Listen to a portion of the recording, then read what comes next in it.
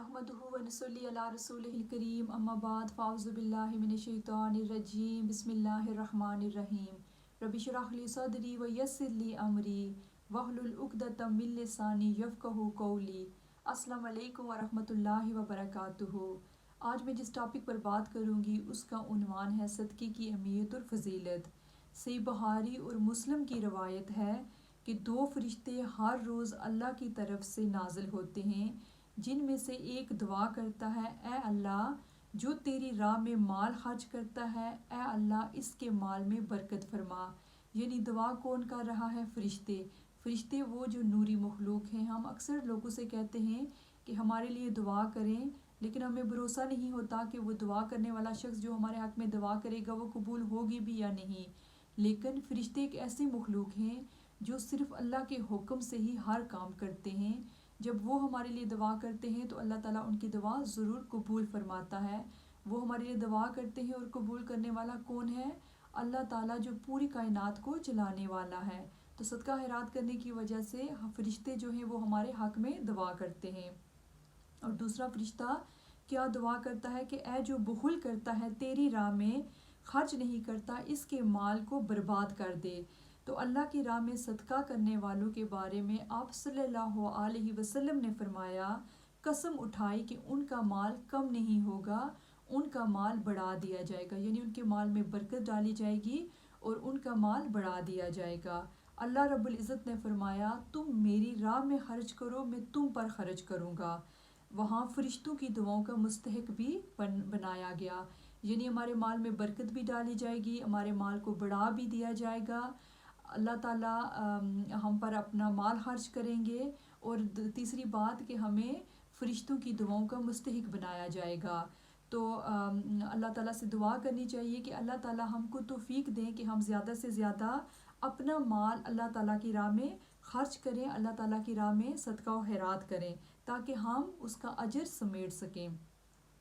ये हो गया माल का सदका। लेकिन सिर्फ माल का सदका नहीं, मोमन उसकी पहुँच इस्लाम के तमाम पहलू पर होती है और यही इस्लाम की खूबसूरती है।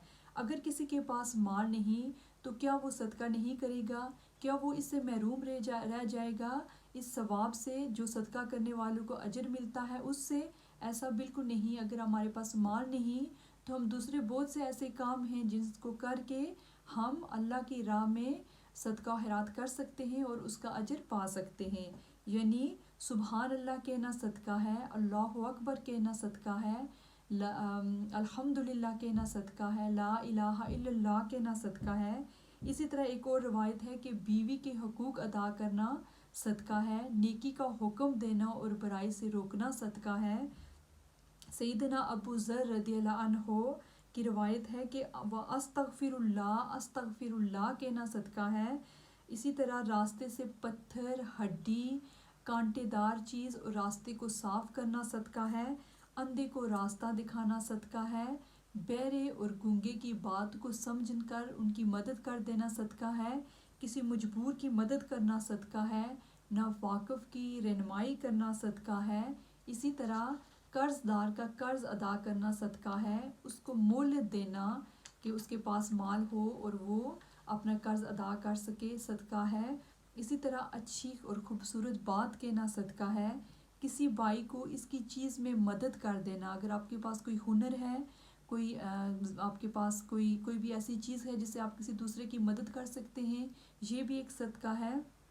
इसी तरह किसी को पानी का घूंट पिलाना भी सदका है। इसी तरह एक और रिवायत आती है कि अगर तुम अपना माल अपने बच्चों पर और अपनी बीवी पर खर्च करते हो तो ये भी सदका है। इसी तरह जो तुम खाना खाते हो जिसका मकसद ये है कि ये खाना तुमको ताकत पहुँचाएगा और इससे तुम खैरखाही के काम करोगे, अल्लाह की इबादत करोगे, तो वो खाना पीना भी सदका है।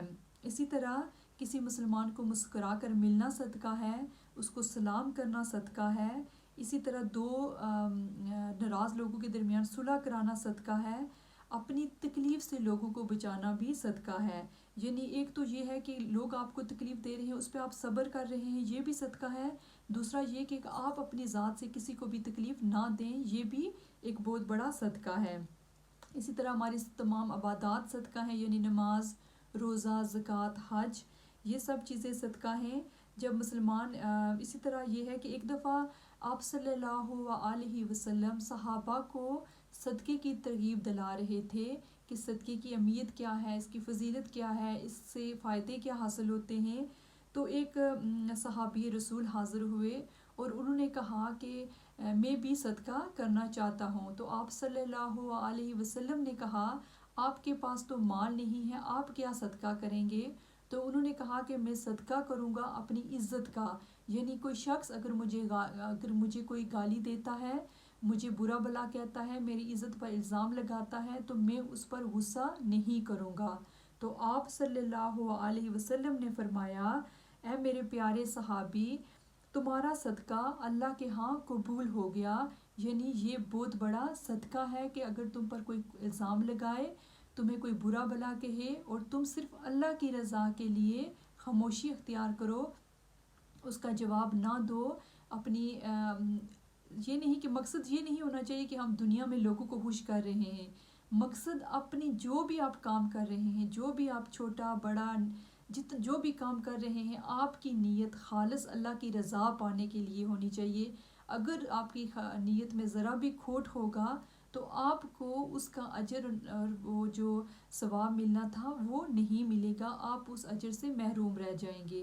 اس لیے ابھی جو ہمیں چھوٹی چھوٹی چیزیں نظر آتی ہیں، ہم بعض دفعہ ان کو اگنور کر دیتے ہیں، راستے میں سے گزر رہے ہیں، ہم کوئی چیز نہیں اٹھاتے۔ یہی چھوٹی چیزیں ہم اپنی نیت کو اپنے آپ کو خالص کر لیں اسلام کے لیے، اور یہ چھوٹی چھوٹی چیزیں جو ہم کریں گے یہ روز قیامت ہمیں بہت بڑی نظر آئیں گی۔ تو اسی طرح حضرت علی رضی اللہ عنہ کی بات بھی یاد رکھنی چاہیے کہ وہ کہا کرتے تھے کہ لوگ زکوٰۃ نہیں دیتے۔ تو کسی سننے والے نے کہا لوگ تو زکوٰۃ دیتے ہیں، اپنا مال اللہ کی راہ میں خرچ کرتے ہیں۔ تو حضرت علی نے جواب دیا کہ وہ لوگ مال کی تو زکوٰۃ دیتے ہیں، مومن جو ہے وہ مال کی تو زکوٰۃ دیتا ہے لیکن اپنی عقل کی زکوٰۃ نہیں دیتا۔ تو اس کا کیا مطلب ہوا کہ مال کی زکوٰۃ تو مومن دیتے رہتے ہیں لیکن عقل کی زکوٰۃ کیا ہے کہ آپ کو اگر کوئی برا بلا کہے، آپ کو کوئی ایسی بات کہی جائے جو آپ برداشت نہ کر سکتے ہوں، تو آپ صرف اس وجہ سے برداشت اس بات کو کریں کہ یہ میں صدقہ کی نیت سے کر رہا ہوں، تو اللہ اس سے آپ کی عقل کی زکوٰۃ جو ہے وہ ادا ہو جائے گی، یعنی اس سے ہمارا عقل بھی تیز ہوگا اور اس میں برکت بھی آ جائے گی، صرف اس وجہ سے کہ ہم نے اس بات کو برداشت کیا اور ہماری نیت کیا تھی کہ ہم صدقے کی نیت سے اس چیز کو برداشت کر رہے ہیں۔ تو چھوٹے چھوٹے کاموں پر اگر ہم غور و فکر کریں گے تو ہماری زندگی میں ان سے بہت بڑی تبدیلیاں آتی ہیں، اس لیے کبھی بھی چھوٹے کام کو چھوٹا سمجھ کے اگنور نہیں کرنا چاہیے اور اپنی نیت کو خالص کر لینا چاہیے۔ اللہ تعالیٰ سے دعا کرتے ہیں کہ اللہ تعالیٰ ہمیں خالص نیت عطا فرمائے تاکہ ہم چھوٹے چھوٹے کام کر کے بڑا بڑا اجر حاصل کر سکیں۔ السلام علیکم ورحمۃ اللہ وبرکاتہ۔